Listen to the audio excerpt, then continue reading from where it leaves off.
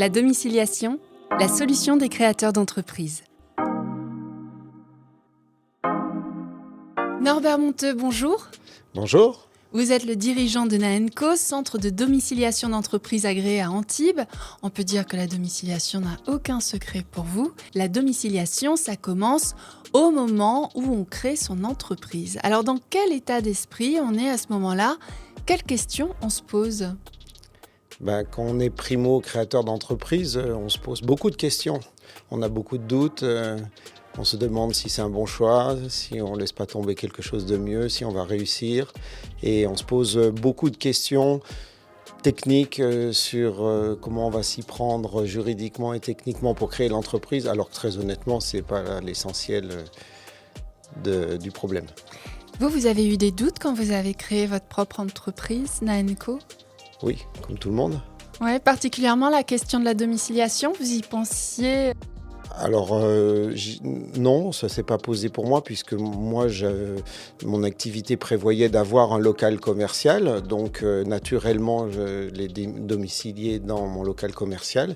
Mais la plupart des créateurs d'entreprises peuvent se poser cette question, savoir où domicilier leur entreprise. Qu'est-ce qui vous a conduit à ouvrir votre centre Naenco à Antibes ? Tout au début, c'était une activité secondaire d'une société de services. Et puis, petit à petit, cette activité secondaire a pris de la place et elle est devenue maintenant l'activité unique de l'entreprise. Quels sont les principaux services que vous proposez en matière de domiciliation ?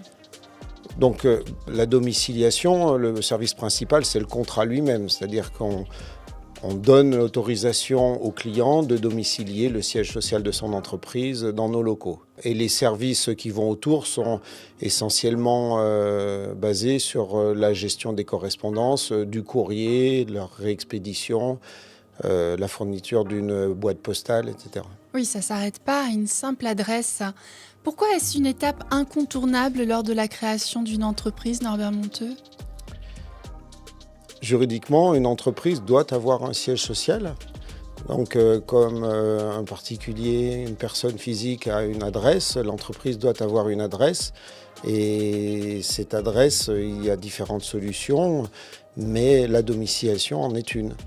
Mais alors, quels sont les impacts d'un choix de domiciliation sur, on peut dire, l'image ou les démarches administratives d'une entreprise ? Alors, ça a un petit impact sur l'image parce que le fait de se domicilier dans un centre de domiciliation, on va avoir une vraie adresse dans des bureaux, alors que, par exemple, si on choisissait de domicilier son entreprise chez soi, c'est un peu moins sérieux, ça fait un peu moins sérieux, moins professionnel que d'avoir son siège social dans son appartement ou à son domicile. Vous êtes le dirigeant Norbert Monteux de Naenco. Quels problèmes les entrepreneurs rencontrent-ils le plus souvent lorsqu'ils négligent cette étape de la domiciliation ? Alors, l'intérêt principal de la domiciliation, c'est quand même de différencier son activité personnelle, son domicile personnel de son activité professionnelle. Quand on crée une entreprise, on choisit un statut d'entreprise. L'objectif, c'est de faire cette différenciation. Et si on fait, à mon avis, le mauvais choix de domicilier l'entreprise à son propre domicile personnel, on refait l'amalgame entre le personnel et l'entreprise. Alors, tant que tout va bien, ça va, mais si un jour l'entreprise a des problèmes, les problèmes de l'entreprise vont revenir au domicile personnel. Naenco, c'est votre entreprise. Vous êtes expert de la domiciliation. Selon vous, quelles sont les principales options pour domicilier une entreprise aujourd'hui ? À son domicile, dans un centre de domiciliation, ou bien alors si on a la chance d'avoir des locaux professionnels, que ce soit des bureaux, que ce soit un magasin par exemple, évidemment, on pourra choisir de mettre son siège social dans ses bureaux, dans son magasin. Quels critères doit-on prioriser pour choisir une domiciliation adaptée à son activité ? J'imagine que vous avez rencontré des tas d'entrepreneurs avec des activités très différentes. Il faut que l'adresse soit fonctionnelle pour qu'on puisse assez facilement, si on veut, accéder au siège social, à sa boîte aux lettres, à son courrier, qu'on puisse stationner facilement, y accéder facilement. que ce soit une adresse reconnue, qui soit inspire confiance, qui soit sérieux. Dans les critères de sélection, on peut avoir besoin, par exemple, de bureaux, d'espaces de travail pour exercer son activité. Ça, c'est quelque chose qu'on propose également. Pour résumer, Norbert Monteux, quelle est l'étape, quel est finalement le plus important pour un entrepreneur qui se lance ? On se pose des questions et la question qui m'est souvent posée par mes clients, c'est est-ce que je dois signer le contrat de domiciliation tout de suite ou plus tard ? Le contrat de domiciliation, c'est la première étape. C'est ce qu'il faut faire en premier parce que vous avez besoin d'une adresse pour rédiger des statuts, on a besoin d'une adresse pour ouvrir un compte en banque, on a besoin d'une adresse pour tout.